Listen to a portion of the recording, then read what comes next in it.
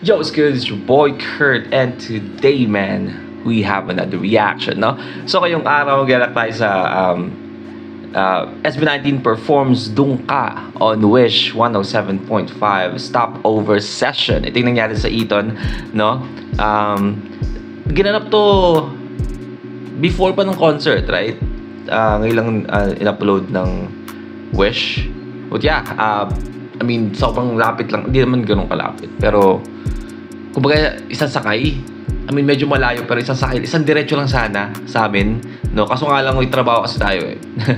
May trabaho tayo, so hindi pwede makapunta agad-agad. Kung umaga siguro nila ginawa to, maaari. No? Pero, gabi kasi, and panggabi yung trabaho ng inyong likod. So, marami nag-comment sa inyo na nakaraan tungkol doon. Na kung pumunta ba ako, o ganyan-ganito. Hindi. Kailangan natin i-prioritize minsan yung trabaho. But, yeah, I mean, finally, no? Nung nakaraan ko pa hinihintay to sa Wish, kung ano nangyari, well, andito na tayo, no? Without no further ado, man, let's get it. Stopover Sessions.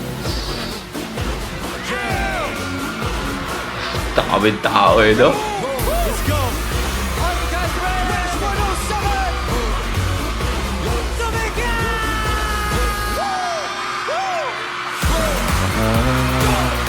Hey, hey.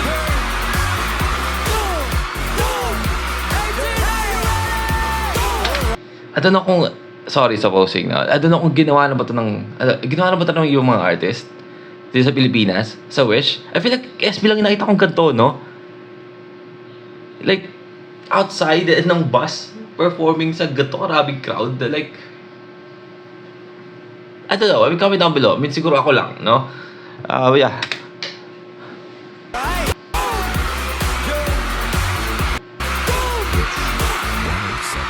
Ay pumutok sa pintuan kong nakakandado. Pilit na ibigado. Balbon, balbon. Ang kara sa kanito.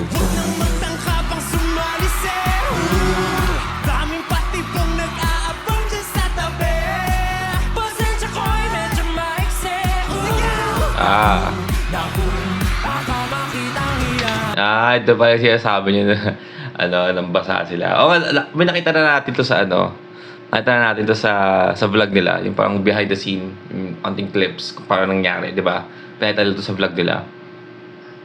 Pero yeah. Nag-enjoy ka, sila kang binasa sa mukha. Unexpected.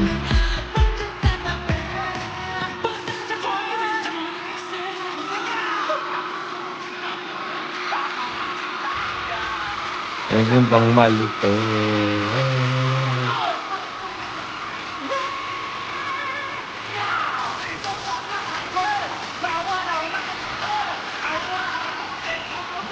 Fresh Diyos dito ah.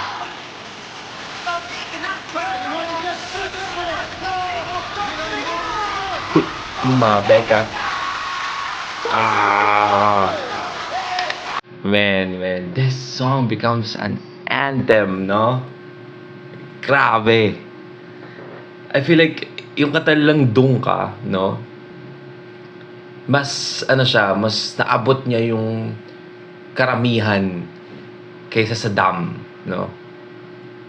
Kasi I feel like kung papapiliin ka kung ano yung mas better na kanta in terms of like musicality, lyrics, Dam, 'di ba? 100% Dam, man. Walang pag-uusapan. Pero yung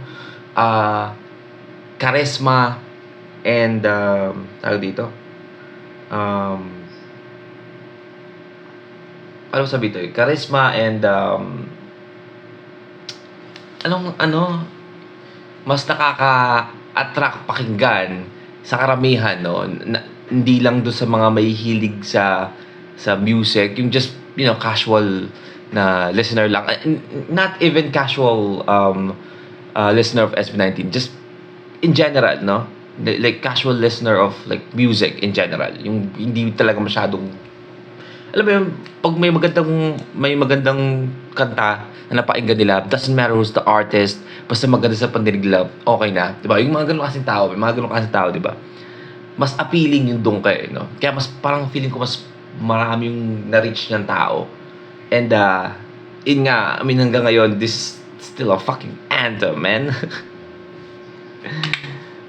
So, ayan, naiintindihan ko kung bakit parang feeling ko mas nag-boom yung Dungka kaysa Dam. Kahit na, ang pangit sa Dam, no?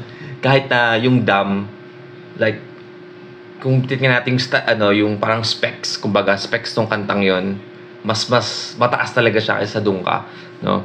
And ang ganda pa ng pinanggalingin kung bakit may Dungka, di ba? Sobrang may ano talaga sa tao.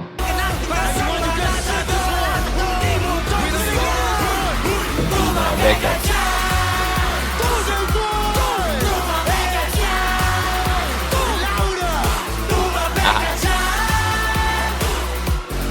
Bumabeka, di mo to gusto. Dungka. Lumpa.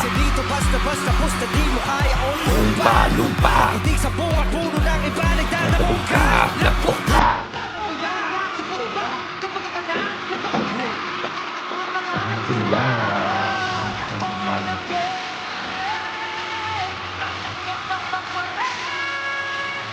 Let's go! Come on, man. Ganun ba ka-easy? Pag magaling ka ba kumanta, ganun lang ba ka-easy kumanta ng ganun kataas? Alam mo yung tipong, ikaw ba itsura dyan? Nakaganon lang siya, nang babasa lang siya. Nakaganon siya sa parang ng scaffolding, di ba? Pero kita mo na ba yung kinakabot yung tono doon? Alam mo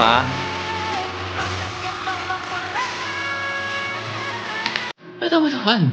Tignan mo yung tayo niya. Di ba? Hindi mo siya makikita na parang humuhugod sa ilalim ng lupa para lang bumirit, men. Damn!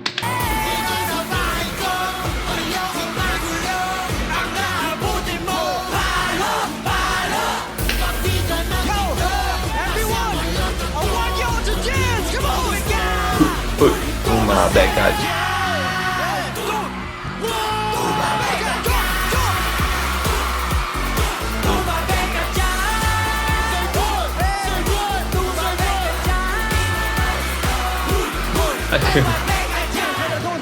Binasak sa mukha. Dungka na dun.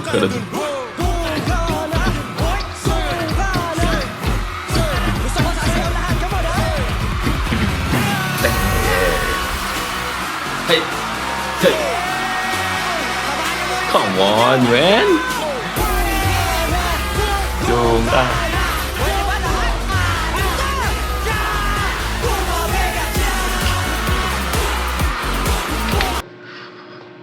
Getting goosebumps again, man.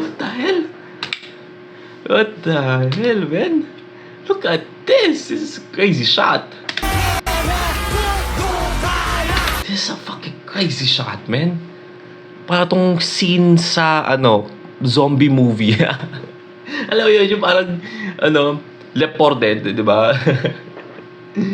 Yung parang, dead end na. Tapos, wala sila matakbuhan, nasa taas sila scaffoldings, ang daming zombie, no? What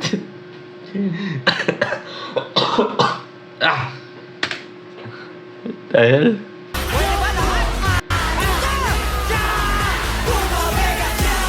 Oh shit. Ulitin natin yan. Look at this. Tapos, look at that. Tapos merong flag na, inawagayway, no? What a shot!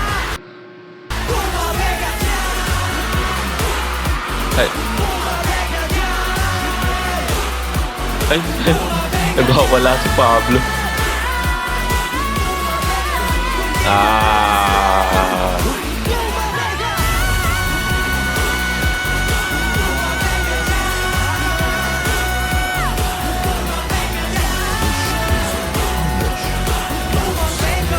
Di mo to gusto.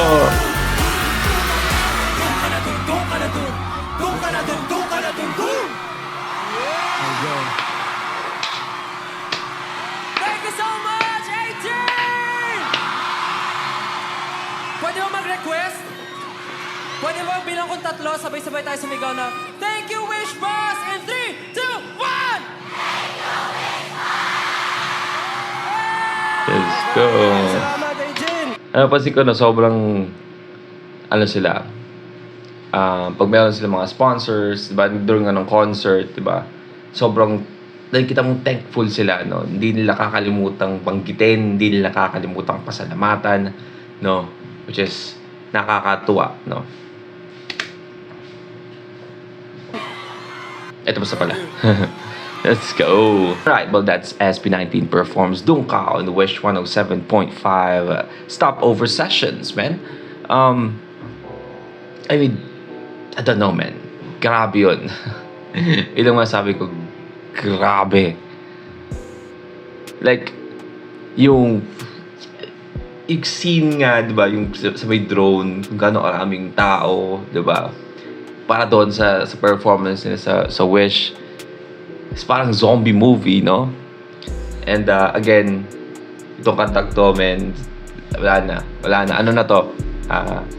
Naka-ukit na itong kantang Dungka, no? Isa sa mga ultimate classic ng SB19. Ngayon parang nakikita ko na eh, no?